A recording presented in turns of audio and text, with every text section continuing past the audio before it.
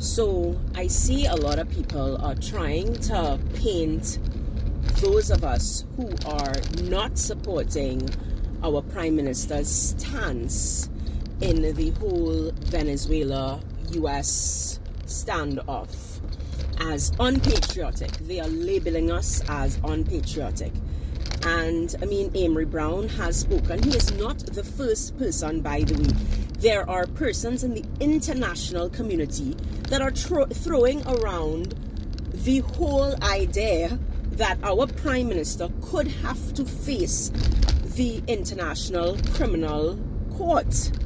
And, you know, persons saying, oh, madness, stupidity, she ain't killed nobody. She has publicly, and she's done it clearly. There is no way for you to misunderstand what her position is. She has publicly supported the murder, because that's what it is. She has publicly supported illegal killings, illegal bombings. And you know what is ironic about it all? Is that we have two ministers. One minister is out on bail. The other minister faces allegations of conspiracy, fraud in the tune of hundreds of millions of dollars. And these two men continue to live lives of luxury on the backs of taxpayers. And when those cases are raised, the Prime Minister says innocent until proven guilty. And she speaks about due process. It is convenient for her to know the right of every citizen to be innocent until proven guilty. Might I remind Trinidad and Tobago that two of our citizens were killed.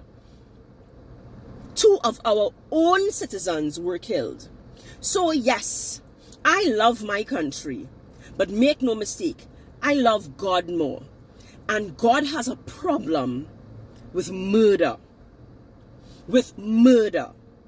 There is a process whereby we can capture these boats and these men can be put before the courts.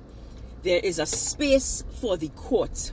Governments are not allowed to take over where the courts, that is out of their jurisdiction. Allow the courts to do what they are supposed to do. So this is not about being unpatriotic. This is about standing for the rule of law. That is what we are discussing. That is the bottom line. Secondly, we are saying no, we do not want to be caught up in any standoff between the US and Venezuela. We are a zone of peace. We fight to be a zone of peace. We have signed off on being a zone of peace. Yes, Kamla Persad-Bissessar signed that document. And we want peace. We don't want any talk of war. We don't want to be caught up in the middle of two madmen fighting. Leave us out of it. Continue to mediate. That is the language that we would like to see from you. Language where you are mediating, where you are calling, you're telling citizens to be calm. You need to go and tell Trump to be calm. That's what you need to do. We don't want any escalation of violence and tension in our region. And you are supposed to help that case.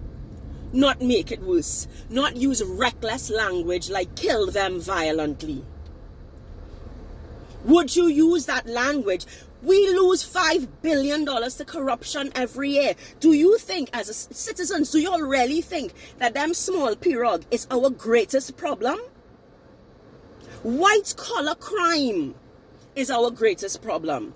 If you think that because the politicians and the businessmen, not the ones holding the gun and causing and actually, you know, in the home invasion, if you think that they are not the cause of our society absolutely collapsing, y'all are sadly mistaken.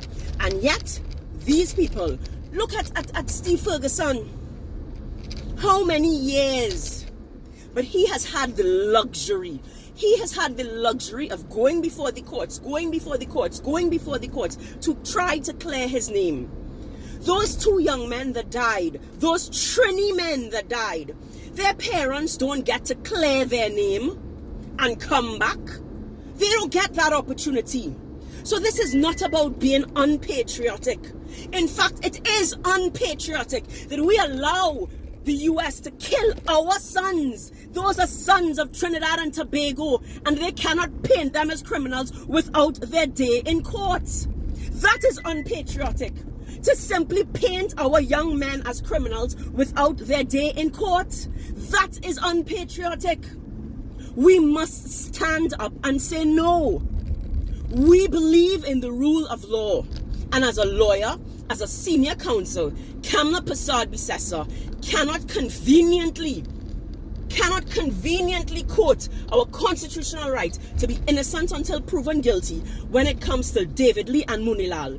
But when it comes to our young men, our fisher folk, bomb them and kill them violently, that is unpatriotic. Trinidad and Tobago, I want to end by reminding you guys, a state of emergency does not stop your right to protest. Come out in your numbers and say enough is enough. It is time. Stand, Trinidad and Tobago, and say we will not stand for murdering our citizens without giving them their day in court.